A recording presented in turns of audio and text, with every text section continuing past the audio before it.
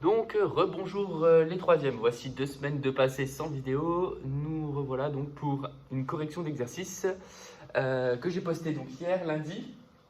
Une tâche complexe sur les volumes qui ensuite débouchera sur des exercices sur le dernier chapitre en cours, c'est-à-dire les fonctions affines. Donc là, ça pourrait très bien être un exercice type Brock. Donc l'objectif, on a des informations qui sont données, on a la photo ou le schéma d'un Erlenmeyer, donc que vous avez peut-être vu en physique, donc qui est composé d'un cône et d'un cylindre qui sont superposés, puisque le cône va être sectionné, on va donc avoir une réduction, et on a des longueurs qui vont être données. Donc avec ces informations, on vous demande est-ce que le volume d'eau qui va jusque là est supérieur à 0,2 litres. Donc pour ça, évidemment, pour savoir si c'est supérieur ou pas, on va avoir besoin de calculer des volumes. Donc pour calculer le volume d'eau contenu dans l'Erlenmeyer, le cylindre au final n'importe peu puisqu'on voit qu'il est vide. Donc pour calculer ce volume-là, ce qu'on va faire, c'est calculer le volume du grand cône auquel on va soustraire le volume du petit cône. Donc pour ça, rappel du volume du cône. Donc le volume du cône égale, donc du grand cône, je vais marquer grand cône, pi fois rayon au carré fois hauteur, le tout divisé par 3. Et là, on a l'avantage de tout connaître. Donc ici, ça fait pi fois 4 au carré fois 12, le tout divisé par 3, ce qui de tête donne 64 pi. Donc ça, c'est la valeur exacte. Si je veux traduire 64 pi en valeur approchée, évidemment, je peux, ça fait environ 200 et quelques centimètres cubes, mais ce n'est pas l'intérêt. L'intérêt, c'est de calculer la valeur approchée à la fin du calcul. Donc, pour ça, on doit calculer le volume du petit cône. Mais on se rend compte que pour calculer le volume d'un cône, on a besoin de connaître la hauteur et les rayons. Or ici, on ne le connaît pas. Mais on sait que c'est une section, que le cône a été sectionné par le plan parallèle, et donc du coup, on va avoir ici une réduction de la base. Pour ça, on va calculer du coup le coefficient de réduction. Donc calcul coefficient de réduction. Alors, moi je passe par le coefficient de réduction, certains d'entre vous passeront peut-être par Thalès, parce que là, on reconnaît tout à fait une situation de Thalès. C'est juste pour vous montrer qu'en passant par le coefficient de réduction, ça va un petit peu plus vite. Et encore, on pourrait aller bien plus vite quand on connaîtra la formule qui lie le volume du petit cône au volume du grand cône à l'aide du coefficient de réduction. D'ailleurs, je reviens là-dessus par rapport aux corrections des IC9 que vous m'avez fournies.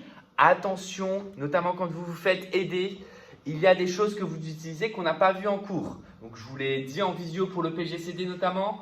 Là, je vous le dis aussi pour le calcul de volume. Alors, tant mieux si vous retenez les choses, mais attention aux personnes qui aident.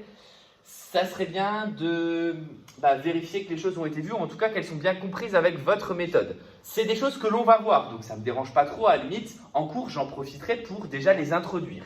Mais là, malheureusement, c'est à distance. Donc, du coup, soyez vigilants aux méthodes que vous utilisez. Et j'espère qu'en tout cas, vous me rendez une copie. L'intérêt, je vous l'ai dit, ce n'est pas la note, c'est d'essayer de comprendre les choses, que la méthode qui vous a été introduite par quelqu'un d'autre, du coup, est acquise. Donc, le coefficient de réduction ici, j'y reviens, c'est égal à petite hauteur sur grande hauteur. Alors, c'est aussi égal à petit rayon sur grand rayon. En fait, on va retrouver les rapports de Thalès. Donc, la petite hauteur fait 3 cm, la grande hauteur fait 12. 3 sur 12, je pourrais très bien le laisser comme ça, mais ça fait 1/4. Ou alors 0,25 pour ceux qui préfèrent les valeurs décimales. Mais encore une fois, la valeur décimale, c'est compliqué parce que si c'était un tiers, il n'y en aurait pas.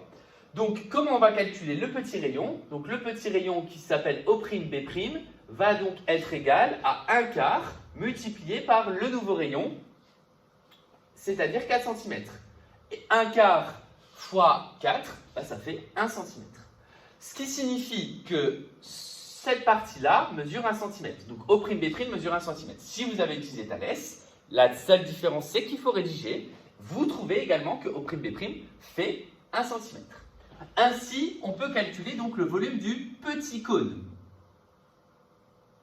Le volume du petit cône, la formule ne change pas.